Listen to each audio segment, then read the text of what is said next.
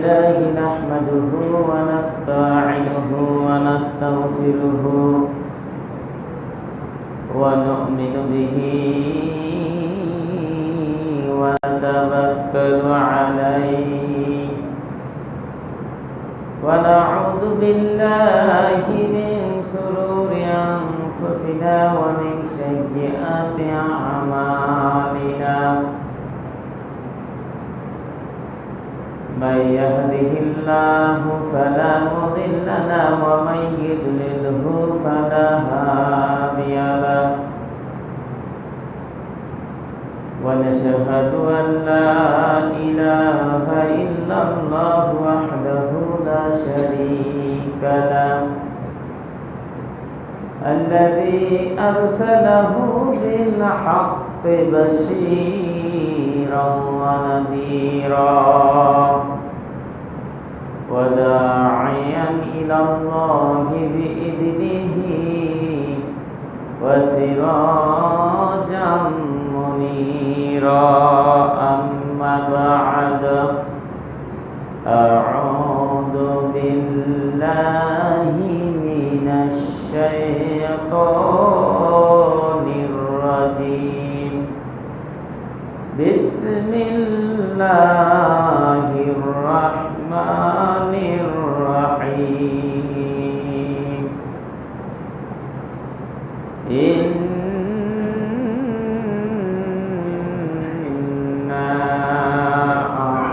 أعطيناك الكوثر فصل لربك وانحر إن شانئك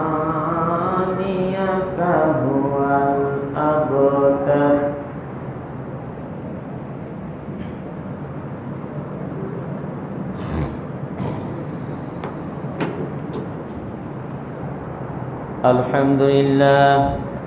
الحمد لله نحمده ونستعينه ونستغفره ونؤمن به ونتوكل عليه ونعوذ بالله من شرور أنفسنا ومن سيئات أعمالنا من يهده الله فلا مضل له ومن يضلله فلا هادي له ونشهد أن لا إله إلا الله وحده لا شريك له أما بعد أعوذ بالله من الشيطان الرجيم بسم الله الرحمن الرحيم قد أفلح المؤمنون الذين هم في صلاتهم خاشعون والذين هم عن اللغو معرضون والذين هم للزكاة فاعلون والذين هم لفروجهم حافظون وعن نعمان بن بشير رضي الله تعالى عنه قال رسول الله صلى الله عليه وسلم ترى المؤمنين في تراحمهم وتعاطفهم وتواتفهم كمثل الجسد إذا اشتكى عضو تداعى له سائر الجسد بالسهر والهمة رواه البخاري ومسلم الحمد لله সমস্ত প্রশংসা সেই আল্লাহ রাব্বুল আলামিনের জন্য, যার অশেষ মেহেরবানিতে আমরা বিগত একটি সপ্তাহ অতিবাহিত হওয়ার পর এই সালাতুল জুমার মসজিদে জুমার নামাজ আদায় করার জন্য আসতে পেরেছি। এই জন্য সেই মহান মুনিবের দরবারে কালিমাতুশ শুকর আদায় করছি। সকলেই বলছি আলহামদুলিল্লাহ। লক্ষ কোটি দুরূদ ও তাসলিমা বর্ষিত হোক বিশ্ব নবীর প্রতি, সকলে বলি সাল্লাল্লাহু আলাইহি ওয়াসাল্লাম। সম্মানিত উপস্থিতি, আমি আপনাদের সামনে মহাগ্রন্থ ঐশী আল কোরআনুল কারিমের সূরা আল মুমিনুনের 5টি আয়াত তেলাওয়াত করেছি। তবে 1 থেকে 10 নম্বর আয়াত পর্যন্ত এখানে মুমিনের 8টি বৈশিষ্ট্যের কথা বলা হয়েছে। গত জুমায় আলোচনা করছিলাম সূরা আনফালের 2 এবং 3 নম্বর আয়াতে 2, 3 এবং 4 এই 3টি আয়াতে 5টি গুণ 3টি পুরস্কারের কথা ছিল। আর এইখানে আজকের যে কথা, এখানে 8টি গুণ সরাসরি জান্নাতুল ফেরদৌস। এবং আপনারা জানেন জান্নাত হচ্ছে 8টি, জান্নাতের দরজা হচ্ছে সামানিয়াত আবওয়াব ওয়া আলাহা জান্নাতুল ফেরদৌস। এবং এই 8টি দরজার মধ্যে 8টি জান্নাতের মধ্যে সবচাইতে উঁচু জান্নাত হচ্ছে জান্নাতুল ফেরদৌস। পাশাপাশি আজকের আলোচনা, যেহেতু আগামীকালকে সরকারি ছুটি, রবিউল 12 রবিউল আউয়াল, আমাদের দেশে বিশ্বনবীর জন্মদিন, মৃত্যুদিন এ 12 রবিউল আউয়ালই পালন করা হয়। তো যেহেতু এই বিষয়টাও একটু আছে, তা আমি এই সূরার আলোকে 8টি গুণ সংক্ষেপে এবং যে হাদিসটি তেলাওয়াত করেছি 3টি কথা বলা হয়েছে। এ হাদিস গতদিনও হাদিসটি পাঠ করা হয়েছিল যে মুমিনের মধ্যে পারস্পরিক সম্পর্ক কীরকম হবে। হাদিসটির অনুবাদ দিয়ে শুরু করি আলোচনা। বিশ্বনবী বলেন যে নোমান ইবনে বাশির থেকে বর্ণিত, তিনি বলছেন যে রাসূল সাল্লাল্লাহু আলাইহি সাল্লাম বলেছেন, তারাল মুমিনিনা ফি তারাহুবিহিম ওয়া তাআদ্দুহিম ওয়া তাওয়াতুফিহিম কামা সালিল জাসাদ। বিশ্বনবী বলছেন মুমিনের চলাফেরা, উঠা বসা এক মুমিন আর এক মুমিনের মাঝে কি সম্পর্ক থাকবে, 3টি কথা বলেছেন। তারাহুমিহিম মানে হচ্ছে তাদের মধ্যে পারস্পরিক রহমত থাকতে হবে, মানে রহম মানে দয়া দাক্ষিণ্য থাকা লাগবে। এক মুমিন আর এক মুমিনের প্রতি নরম হতে হবে এবং সাহায্য সহযোগিতার নীতি অবলম্বন করতে হবে। তাতে মুমিন আমার গ্রামের হোক, বাংলাদেশের হোক, সারা বিশ্বের যে কোনো জায়গার মুসলমান মুমিন হলেই হল। আপনারা দেখেন যখন হজ করতে যাই, সারা বিশ্ব থেকে হজ করতে আসে মুসলমান, ওখানে সব কিছু ভেদাভেদ ভুলে গিয়ে সাহায্য সহযোগিতায় একে অপরের সঙ্গে উঠা বসা। এত লক্ষ লক্ষ হাজি হজ করে, অথচ কোনো মায়ের নাই, কোনো পিটনি নাই, কোনো দাঙ্গা নাই, হাঙ্গা নাই। বাংলাদেশের মতন পুলিশ রাইফেলটা দাঁড়িয়ে থাকে না, লাঠিচার্জ করা লাগে না হাজিদেরকে। সবাই বাংলাদেশের মুসলমান, ইন্ডিয়ার মুসলমান, ইন্দোনেশিয়ার মুসলমান, সাউথ আফ্রিকার মুসলমান, ওই ঘানার মুসলমান, আপনার কত দেখছে কুৎসিত তারা। আফ্রিকা মহাদেশের যে লোকগুলো এত দেখতে বিশ্রী যে তাদের দেখেই নাক ছিটতে হবে, এতটা উস্কো খুস্কো, এত কালো কুচকুচে যে কাক কালো, কোকিল কালো, আরও কালো হাঁড়ির কালি, তার চাইতো ওই সমস্ত দেশের লোকগুলো আরও কালো, মানে এতটা কালো। তারপরও দেখা গেল মিশরের, সৌদি সহ Arab country, Pakistan, Bangladesh, India, Indonesia, এই সমস্ত যারা দেখতে সুন্দর আছে, যে সমস্ত হাজি বাংলাদেশ মুসলমানগুলো, ওরাকে দেখে নাচছে কেন? একই কাতারে, একই সঙ্গে তাওয়াফ করছে, একই সঙ্গে সাই করতেছে। এটাই হচ্ছে তারা এক মুসলমান আর এক মুসলমানের প্রতি, এক মুমিন আর এক মুমিনের প্রতি এইরকম রহম দিল হতে হবে, 1 নম্বর বৈশিষ্ট্য। তারপর আরেকটা কি হতে হবে? ওয়া তাওয়াদ্দিহিম, এবং পারস্পরিক হৃদ্যতা প্রদর্শন করতে হবে, সুসম্পর্ক বজায় রাখতে হবে। কখনো ঝগড়া, ফাসাদ, হিংসা এগুলো করা যাবে না। ওয়া তাওয়াতুফিহিম, এবং সর্বোপরি একজন আরেকজনকে অনুসরণ করবে। এক মুমিন যদি ভালো হয় আর এক মুমিন তাকে অনুসরণ করবে। অর্থাৎ সর্বোপরি এই হাদিসে তিনটি শব্দ দিয়ে এটাই বোঝাচ্ছে, তিনটি শব্দ দিয়ে এটাই বোঝানো হচ্ছে যে এক মুমিন আর এক মুমিনের মধ্যে মরণ চলে আসবে, কিন্তু কখনো ভেজাল হবে না। মরণ চলে আসবে, কিন্তু একজন মুমিন আর একজন মুমিনকে ঠকাতে পারবে না, তার সঙ্গে বাটপারি করতে পারবে না, তার সঙ্গে চিটিং করতে পারবে না। এটা হচ্ছে হাদিসের ভাষ্য। উদাহরণ দেওয়া হয়েছে যে এক মুমিন আর এক মুমিন হচ্ছে কামাসালিল জাসাদ, এই যে মানুষের যে একটা শরীর রয়েছে এই শরীরের মতো। ইজাস্তাকা আজবুন, বিশ্বনবী বলছেন যদি শরীরের এক অঙ্গে মানুষ ব্যথা পায়, জখম হয়, তাহলে তাদাআলাহু সাইরুল জাসাদ, সমস্ত শরীরটাই ব্যথায় ব্যথিত হয়ে যায়। আমাদের মনে হয় যে এই যে বিস্ফোড়াগুলো যখন উঠে, বাঘি গলা যখন শরীরে উঠে, কোনো জায়গা যখন ক্ষতি হয়, তখন বলে যে এই জায়গাটা ক্ষতি না হয় যদি আর এই জায়গাটা হতো, মানে এরকম বলে যে আমি সিজদা দিব, আমার হাঁটুতে যদি ফোড়াটা না উঠে অন্য জায়গাতে উঠতো, বাঘিটা যদি এই জাঙ্গে না উঠে অন্য জায়গাতে হতো, তাহলে আর উঠা বসার জন্য সুবিধা হতো। এরকম বলা বলি করি, কিন্তু শরীরের যে জায়গাতে আঘাত লাগুক গোটা শরীরটা আপনার ব্যথায় ব্যথিত হয়ে যায়। শরীরের যেই জায়গায় ক্ষতি হোক ওই ক্ষতির আঘাত ব্যথা সমস্ত শরীরে অনুভূত হয়।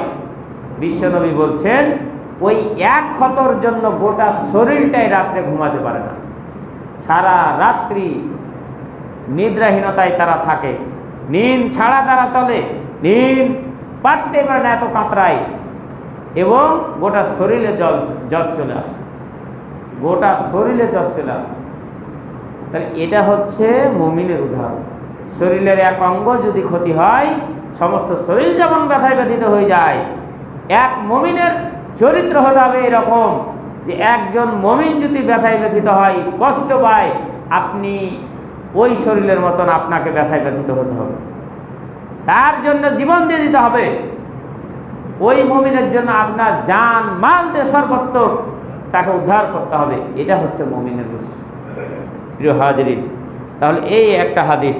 আর একটা হাদিসে ওই একই সাহাবী থেকে নুমান ইবনে বাশির থেকে বর্ণিত, তিনি বলেন রাসূল সাল্লাল্লাহু আলাইহি ওয়াসাল্লাম বলেছেন আল মুমিনুনা কারাজুলি ওয়াহিদ, এক মুমিন আর এক মুমিনের উদাহরণ হচ্ছে একজন ব্যক্তির সঙ্গে, অর্থাৎ ওই জাসাদ মানে একজন ব্যক্তির শরীর।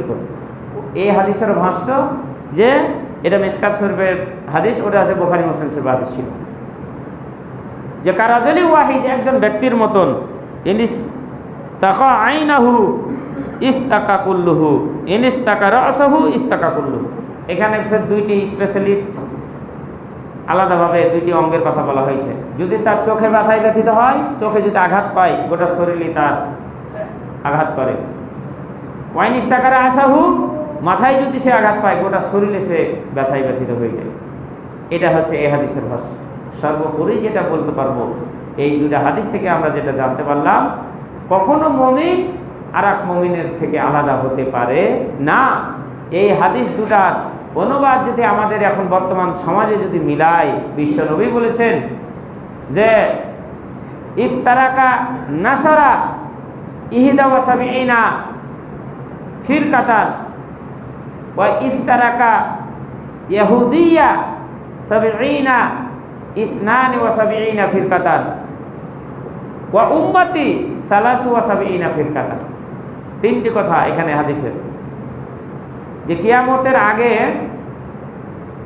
যারা এই পৃথিবীতে নাসারা খ্রিস্টান ছিল, এরা হচ্ছে 72 দলে, ইহুদি খ্রিস্টান ওরা 72-71 দলে ভাগ হয়েছিল।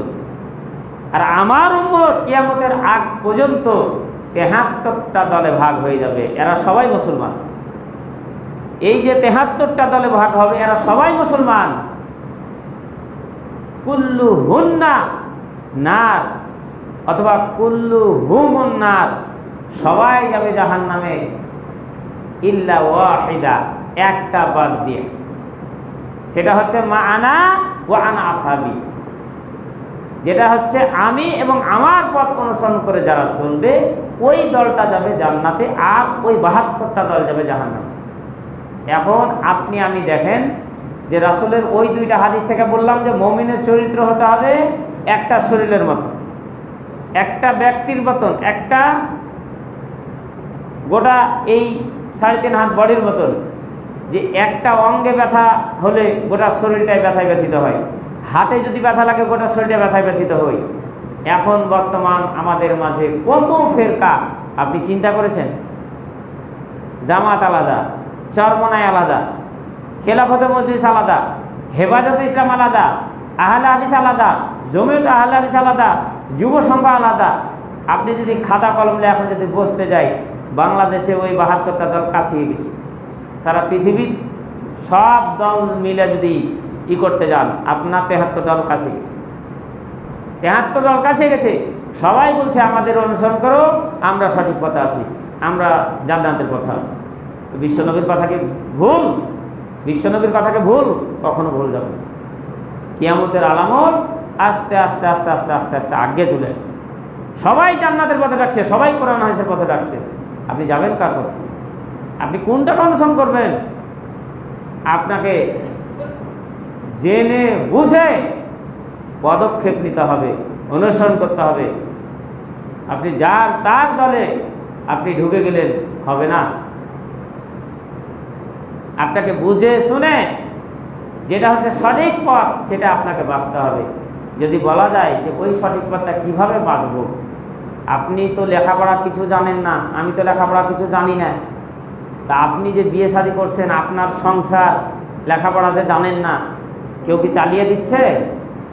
আপনি যে এত মূর্খ, আলিফের পরে বা এটা জানেন না, সরেয়ার পরে সরে আ এটা আপনি জানেন না, এরপরে বি এটা আপনি জানেন না, একেবারে মূর্খ গণ্ড, অথচ দিব্যি আপনি সংসার চালিয়ে খাচ্ছেন। বাজারে গিয়ে আপনার কাছ থেকে 1 টাকা কেউ বাগিয়ে নিতে পারে না। দিব্যি আপনি মাছের বাজার গিয়ে মাছ কিনছেন, হাজার হাজার, দেখা গেল যে কয়েক প্রকৃতির মাছ, সিলভার আছে, পুঁটি আছে, মাগুর আছে, আপনার বিভিন্ন জাতির মাছ রয়েছে। আপনি তো ঠিকই ঘুরে ফুরে সবচাইতে যেটা ভালো, সবচাইতে সস্তা দাম এবং মানে ভালো, এটা ঠিকই কিনে নিয়ে আসতে পারছেন। কুরবানির সময় তো ঠিকই আপনি মূর্খ হওয়া সত্ত্বেও, আমি মূর্খ হওয়া সত্ত্বেও কুরবানির বাজারে গিয়ে গোশত বেশি দামে কম, যাতে না ঠগি, মূর্খ হওয়া সত্ত্বেও আপনি আমি ওই কাজগুলো করতে পারছি।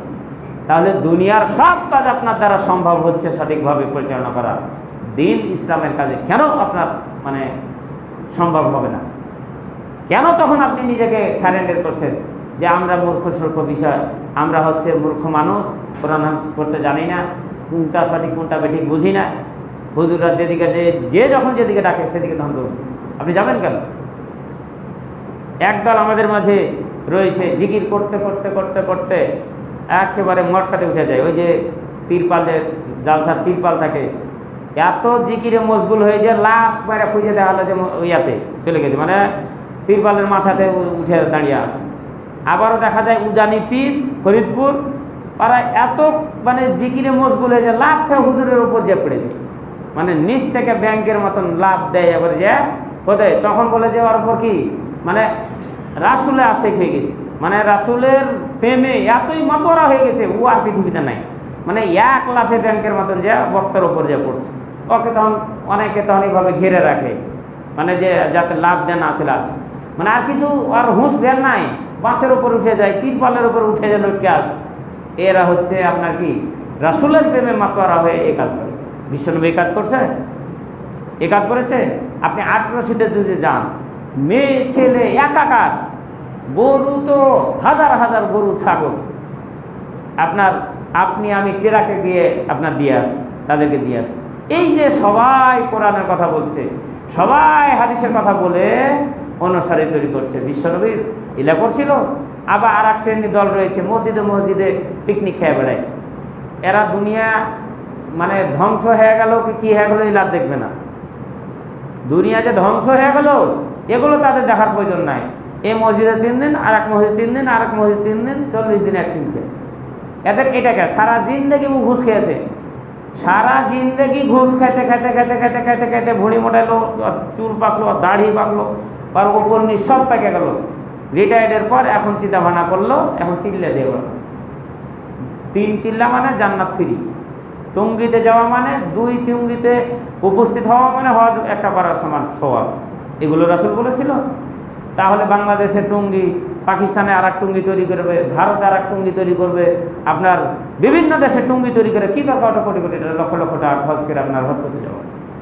যদি এটাই হজ 2-3 বার টুঙ্গি, আমরা তো হুন্ডালে চলে যেতে পারবো। সিরাজগঞ্জ থেকে আমি 9 ঘন্টাতে সাইকেল চালিয়েছি, 2 বার, একবার নয়। এক কোম্পানিতে একবার ছিল ওই সিরাজগঞ্জের রোড, বর্তমানে যে জায়গা, ওখান থেকে রাজশাহী ওই আওয়ামী লীগ যখন পাস করে টানা হরতাল চলছিল, ওই সময় কোনো উপায় নাই, ট্রেন চলে না, বাস চলে না, কিচ্ছু চলতে দেয় না। আর আশাই লাগবে রাজশাহী কলেজে ফর্ম ফিল আপ করতে, আল্লাহর নাম নিয়ে আপনার সেন্দুগাজি গেটে ঠান্ডার বুকে একেবারে ওই ফাঁকা ওই মানে চলন বিলে যে ওই রাস্তা, আপনার 9.5 ঘন্টা সাইকেল চালিয়ে আপনি রাজশাহী চলেছি। এবং একবেলায় চাকরি যখন ছাড়ি তখন আরও কষ্ট, ট্রাং ল্যাব 2 সাইডে ওই মানে কাপড় বিক্রেতার যেমন ফেরি করে বিক্রি করে বেড়াই, আরও কষ্ট সেই দিন। মানে তাও 10 ঘন্টাতে বোধহয় সম্ভবত চলে এসেছি, সাইকেল চালিয়ে চলে এসেছি। তো হুন্ডা এখন থেকে খালি পিক আপ টাইনে আপনার টানলে তো টুঙ্গি পড়তে কখন লাগবে? হ্যাঁ, তাহলে আমার হুন্ডালে যদি যাই কয় টাকা লাগবে খরচ বলো? বা যারা চার্জার ভ্যান এই যে আছে, এই ভ্যান যদি টুঙ্গির উদ্দেশ্যে রওনা দেয় এই রাত 3টা-4টার দিকে, 10টা-11টা বাদ তাতে টুঙ্গি হাতে চার্জার পাঞ্জরে রাখবে, টাকা দিয়ে 200-300 টাকা দিয়ে 1 ঘন্টা 8 ঘন্টা চার্জ করে নেবে, আবার চললো 100-200 কিলো। তাহলে এলেই যদি হতো তাহলে কষ্ট করে কি ইয়াতে যেত হজ করতে? সৌদি আরব যাওয়ার প্রয়োজন ছিল এত লক্ষ লক্ষ টাকা খরচ করে? তাহলে ওরাও কিন্তু আপনাকে ডাকছে, আমাকে ডাকছে, সাবধান। বিশ্বনবী বলেছেন যে আমার পরে কিছু উম্মত তৈরি হবে, কিছু উম্মত তৈরি হবে যারা আমার পরে নতুন নতুন নিয়মকানুন, নতুন নতুন হাদিস তারা তৈরি করবে এবং আমার নামে চালিয়ে দিবে। মান কাযাবা আলাইয়া মুতাআম্মিদান ফালইয়াতাবাওয়াউ মাকআদাহু মিনান নার। যে ব্যক্তি আমি রাসূল যে কথাটা বলিনি ওই কথাটা আমার নামে চালিয়ে দিল, ফালইয়াতাবাওয়াউ মাকআদাহু মিনান নার, তার স্থান সে নিজেই যেন জাহান্নামে তৈরি করে, তার বাড়ি মরার পর তার জায়গা যেন সে নিজেই জাহান্নামে তৈরি করে নিল। যে হাজরিন, তাহলে মান আহাদাসা ফি আমরিনা হাযা মা লাইসা মিনহু ফাহুয়া রাদ্দুন। বিশ্বনবী আরেকটা কথা বললেন যে আমি যে কথা বলিনি এই কাজ যদি কেউ করে ফাহুয়া রাদ্দুন ফাহুয়া রাদ্দুন ফাহুয়া রাদ্দুন, সেটা হচ্ছে বিতাড়িত, সেটা হচ্ছে বিতাড়িত, সেটা হচ্ছে পরিত্যক্ত, সেটা হচ্ছে পরিত্যক্ত। অথচ আজকে দেখা গেল যে আমাদের সমাজে এগুলোই বেশি পালন করা হয়। 5 ওয়াক্ত নামাজের জন্য সরকারের পক্ষ থেকে কোনো তাগিদ নেই, যেটা হচ্ছে ফরজ কাজ। আর মিলাদুন নবী, নবীর জন্মদিন পালন করার জন্য সারা বাংলাদেশ কালকে ছুটি। এমনি তো শুক্রবার শনিবার ছুটি, অফিস আদালত থেকে শুরু করে সব ছুটি, অন্য দিন পড়লেও ছুটিটা থাকতো। তো রাসূল সাল্লাল্লাহু আলাইহি সাল্লাম কি জন্মদিন পালন করছিল? রাসূল মরে গেছে, তারপরে কি সাহাবীগণ জন্মদিন পালন করছিল? তাবেঈগণ পালন করছিল? এই জন্মদিন আসলো কোত্থেকে? এই জন্মদিন আসলো কোত্থেকে? কোথা থেকে আসলো? এটাই হচ্ছে মান কাযাবা আলাইহি মুতাআম্মিদান, আমার নামে চালিয়ে দেওয়া। এটাই হচ্ছে মান আহাদাসা ফি আমরিনা হাযা মা লাইসা মিনহু, যেটা আমি রাসূল করেছি সেটা তোমরা করছো, ফাহুয়া রাদ্দুন, এটাই হচ্ছে পরিত্যক্ত, এটাই হচ্ছে পরিত্যক্ত। আর আজকে আমাদের মাঝে এই বেদাতের পরিচালনাগুলো সবচেয়ে বেশি, সব জায়গাতে, কি মসজিদ, কি মাদ্রাসা, কি ঈদগাহ, কি ফ্যামিলি, কি ব্যক্তি জীবন, কি রাষ্ট্রীয় জীবন, সব জায়গাতে সয়লাভ হয়ে গেছে। প্রিয় হাজিরিন, যা হোক সময় অনেক চলে গেল। তা আমি আপনাদের সামনে বিশ্বনবীর যে জন্মের কথা, এগুলো কিচ্ছু না, এগুলো বাধ্যতামূলক বেদাতি কাজ পালন করা হচ্ছে আমাদের দেশে। স্পষ্ট হাদিস, যেটা রাসূল করেনি সেটা করা যাবে না, যে করলো তার জাহান্নাম, জান্নাত থেকে বিতাড়িত করে জাহান্নামে তার স্থান তৈরি করে নিল। আমরা জেনে শুনে দেখালো ধই ধুম্বল করে আগামীকালকে আপনার কি করবে, হালুয়া খাবে, খিচুড়ি খাবে, মিষ্টি খাবে, রুটি খাবে। আগামীকালকে দেখালো মিষ্টির দাম 280 টাকা যদি এখন থাকে, ওই মিষ্টির দাম দেখবেন যে আপনার 380 হয়ে গেছে, আরও বেশি হয়ে গেছে, মিষ্টি পাওয়া যাবে না। এবং যে মিষ্টির মান ভালো ছিল, আগামীকালকে আপনার মিষ্টি যদি সারা বাংলাদেশে মনে করেন যে 100 মণ যদি প্রত্যেক দিন সেল হয়, আগামীকালকে এই বেলাদুন নবীর জন্মদিন উপলক্ষে 100 মণ লয় 1 কোটি মণ বিক্রি হবে আগামীকাল, এমনকি পাওয়া যাবে না। তারপর পহিলা বৈশাখের দিন সারা বছর পান্তা খায় না, যাদের তরকারি জুটে না, যারা তরকারি কিনতে পারে না, ওরা পান্তা খায় অভাবে পড়ে। আর ওই আপনার আমার মতন মুসলমান পহিলা বৈশাখ পালন করার জন্য ওই পান্তা দেখা গেল যে কিনা খাই হাজার হাজার টাকা খরচ করে।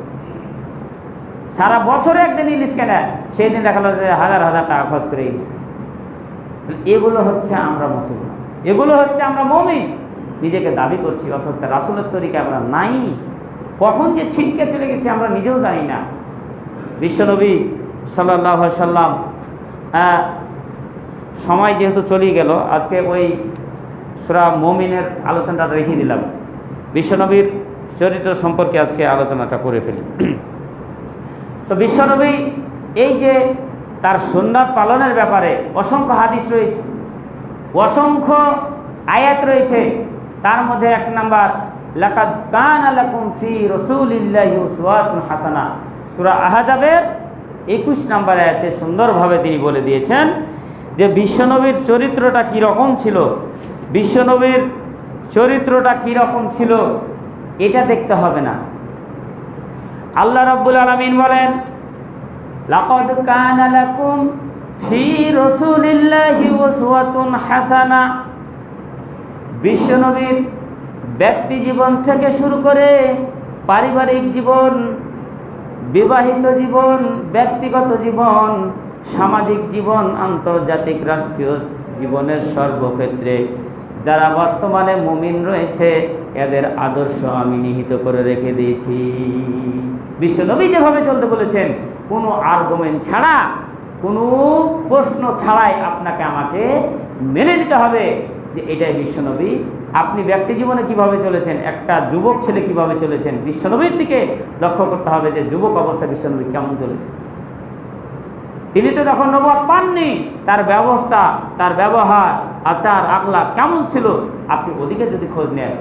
ওই মক্কার সময়, ওই মক্কায় মুশরিকরা বিশ্বনবীকে আল আমিন আর সাদিক উপাধি দিয়েছিল তার ব্যবহারের কারণে, তার চরিত্রের কারণে। তাকে সত্যবাদী, তাকে আমানতদার হিসেবে তাকে আখ্যায়িত করা হয়েছিল। আর ওই বিশ্বনবীর প্রতি তারা এত বিশ্বাস রাখত, তাদের ধন সম্পদ, দিরহাম, দিনার, সোনা চাঁদি যা কিছু আমানত ব্যাংকে না রাখে বিশ্বনবীর কাছে রাখত। তাহলে ওই সমাজে তিনি সমাজের অবক্ষয় দেখে ওই চ্যাংড়া অবস্থায়, যুবক অবস্থায় একটি হেল্পফুল ফজল শান্তি সংঘ প্রতিষ্ঠা করেছিল। তখন বয়স মাত্র 16 অথবা 17। 16 এবং 17 বছর বয়সে আমাদের ছেলেরা কি করে, এমন চুল কাটছে মাথা খারাপ দেখে, মানে ওই যে বাটি বসিয়ে দিয়ে এখানটা ব্লেড দিয়ে কাটে দিলে বাড়িতে ওর থেকে ভালো কাটা দেবে, কিন্তু ওই কার্টনটা কাটতে গিয়ে 100 টাকা দিয়ে আসে একে ওই নাপিতকে। মানে এইখানটা যদি একটা বাটি, ওই যে তরকারি খাওয়া বাটিগুলো যদি এভাবে বসে, টুপি আমার টুপি আছে, এখান থেকে যদি কাটে নিই, এখন এখান থেকে ব্লেড দিয়ে এভাবে কাটে নিই, ওই আর সেম যে চুল কাটে, এই কাটিংগুলো লেগে আপনার 100 টাকা করে ইয়াকে দিয়ে আসে। এবং সিরিয়াল 1 সপ্তাহ ধরে বা আগে থেকে নাপিতের কাছে সিরিয়াল ধরতে হয়। এত স্টাইল, এদিকে কালার, ওদিকে কালার, এদিকে কালার, কি কিনা এত খরচ। এগুলো হচ্ছে আমাদের স্টাইল যুবকদের। এবং তারা ফলো করছে রোনাল্ডোকে, ফলো করছে মেসিকে, ফলো করছে তারা সাকিব খানকে, ফলো করছে তারা ইন্ডিয়ার বিভিন্ন নায়কদেরকে, ফলো করছে তারা নেইমারকে, রাসেলকে, এই যে সমস্ত যাদেরকে নিষেধ করা হয়েছে। অথচ আল্লাহ বলছেন যে তোমাদের মডেল, তোমাদের আদর্শ, তোমাদের নেতা, যাকে তুমি ফলো করবে সেটা হচ্ছে বিশ্বনবী। বিশ্বনবী যখন যেভাবে চলছেন সেভাবে তোমাকে চলতে হবে। কার লিমান কানা ইয়ারজুল্লাহ ওয়াল ইয়াউমাল আখিরা ওয়া যাকারাল্লাহা কাসীরা এখানে 3 জনের কথা আল্লাহ শর্ত দিয়ে দিয়েছেন, কারা বিশ্বনবীকে আদর্শ হিসাবে মানবে। 1 নাম্বার হচ্ছে যারা আখেরাতে ঈমান আনে। তাহলে আখেরাতে ঈমান যারা আনবে এবং আল্লাহকে বেশি বেশি স্মরণ করবে যারা, লিমান কানা ইয়ারজুল্লাহা ওয়াল ইয়াউমাল আখিরা ওয়া যাকারাল্লাহা কাসীরা, যারা আল্লাহকে বিশ্বাস করবে, আখেরাতকে বিশ্বাস করবে এবং আল্লাহর কথা বেশি বেশি স্মরণ করবে, জিকির আজকার বেশি বেশি করবে। এই 3 শ্রেণী রাসূলের মধ্যে আমি উত্তম আদর্শ, জীবন আদর্শ রেখে দিয়েছি। আমরা আজকে পালন করতে পারছি? বর্তমান মুসলমান পালন করতে পারছে? পালন করতে পারছে। আপনি কোন দিকে যাবেন? সব দিকে এই বিশ্বনবীর জন্য আপনার আদর্শ রাখা হয়েছে। আল্লাহ রাব্বুল আলামিন বলেন, ওয়া ইন্নাকা লাআলা খুলুকিন আযীম।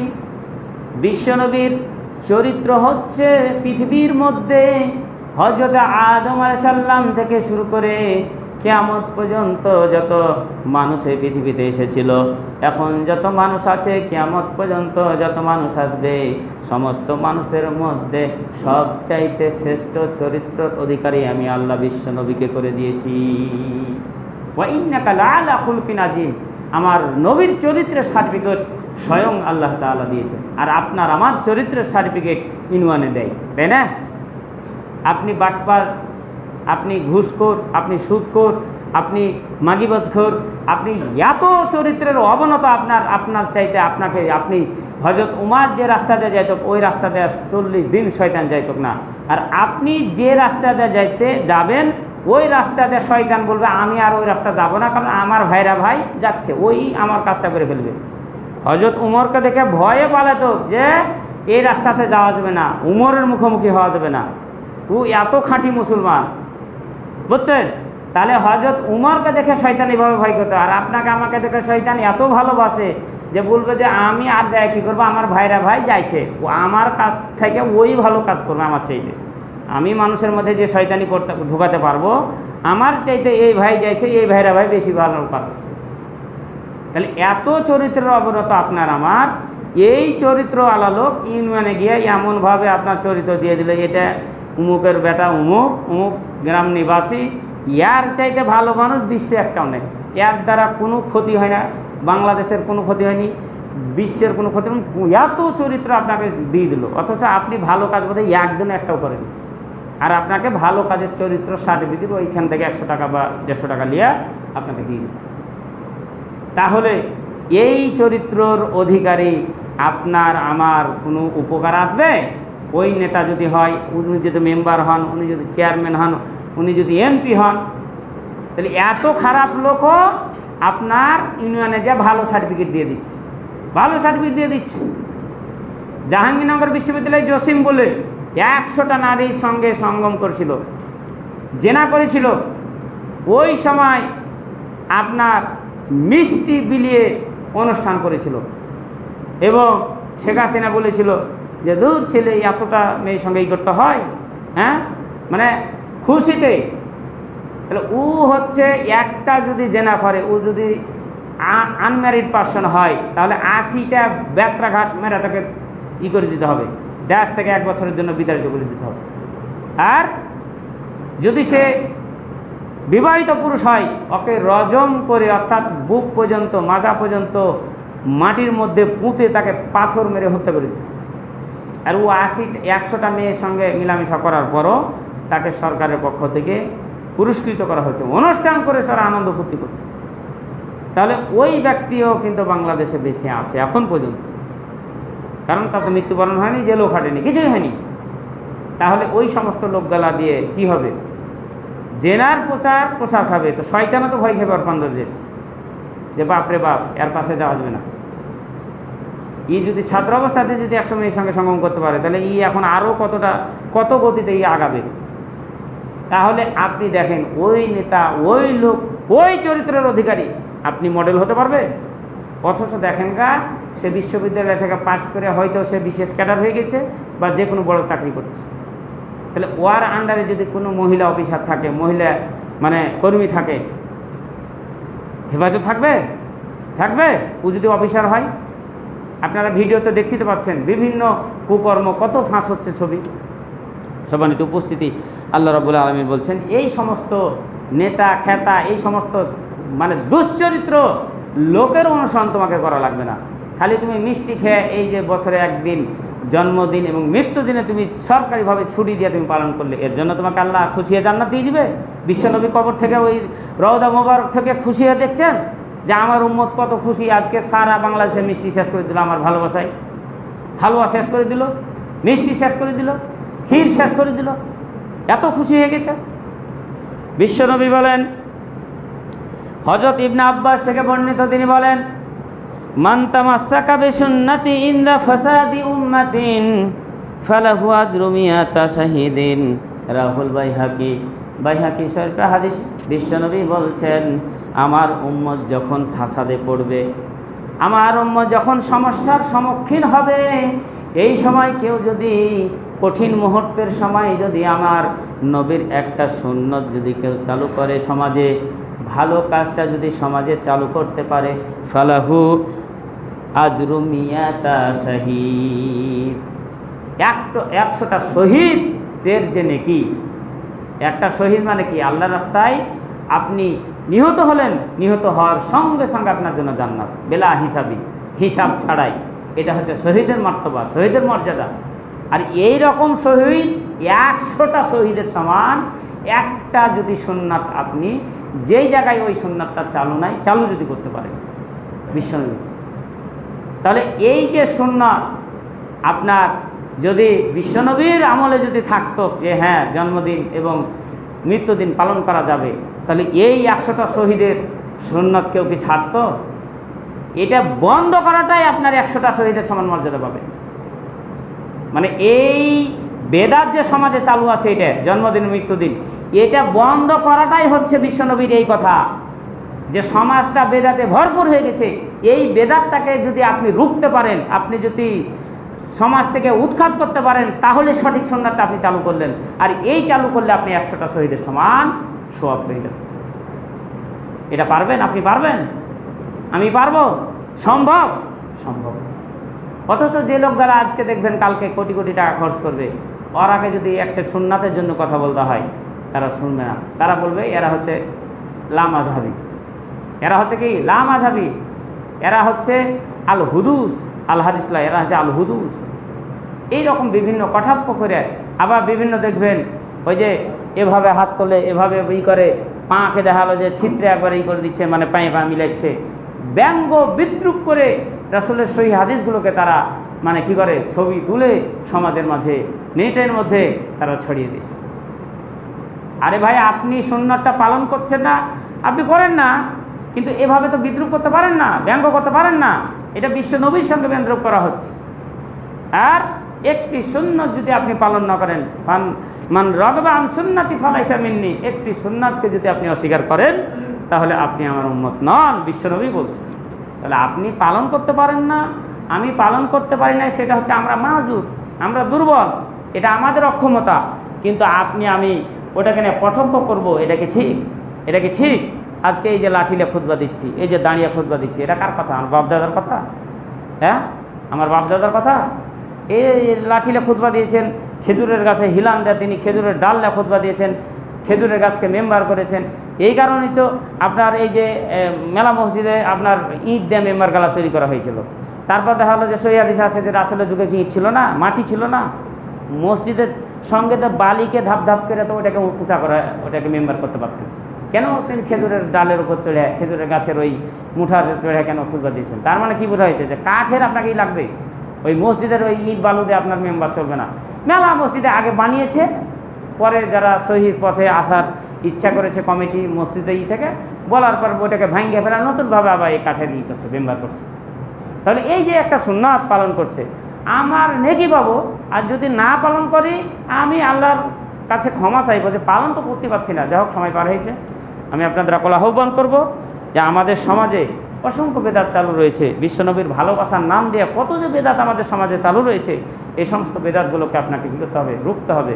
বিশ্বনবী শেষ হাদিসটা বলি সংক্ষেপে, যে লা ইউমিনু আহাদুকুম হাত্তা আকুনা আহাব্বা ইলাইহি ওয়া মিন ওয়ালিদিহি ওয়া ওয়ালাদিহি ওয়ান নাস আজমাইন। নাকি 3টা কথা বলা হয়েছে। যে তোমাদের মধ্যে ইমানদার মুমিন ওই ব্যক্তি ততক্ষণ পর্যন্ত হতে পারবে না যে তার নিজের চাইতে, তার বাপমার চাইতে, তার সন্তান সন্ততির চাইতে, পৃথিবীর সমস্ত মানুষের চাইতে আমি রাসূলকে বেশি ভালো না বাসি। এখন রাসূলের ভালোবাসার ক্ষেত্রে আপনি নিজেও জিরো, রাসূল ভালোবাসার ক্ষেত্রে আপনার ছেলে বাপ মা সবাই জিরো, রাসূলকে ভালোবাসার ক্ষেত্রে আপনার পৃথিবীর সবাই জিরো। রাসূল আগে, তারপর এগুলো পরে। এরকম ইমানদারকে আমরা সম্মানিত উপস্থিতি। যা হোক, সময় পার হয়েছে। আমি আপনাদের আকল আহ্বান করবো, আমরা যেটাই পালন করি আল্লাহর উপর তাওয়াক্কুল করে, যে আল্লাহ আমরা তো পাচ্ছি না, যতটুকু পাচ্ছি তুমি এই আমলটার বিনিময়ে যেন আমাদেরকে জান্নাত দাও। কিয়ামতের ময়দানে বলা হয়েছে যে কোনো ব্যক্তি আল্লাহর রহমত ছাড়া জান্নাতে যেতে পারবে না। আমরা ওই রহমতের প্রত্যাশী। আল্লাহ পাক আমাদের সকলকে সেই রহমত দিয়ে কাল কিয়ামতের মাঠে যেন আমরা জান্নাত যেতে পারি সেই আশা ব্যক্ত রেখে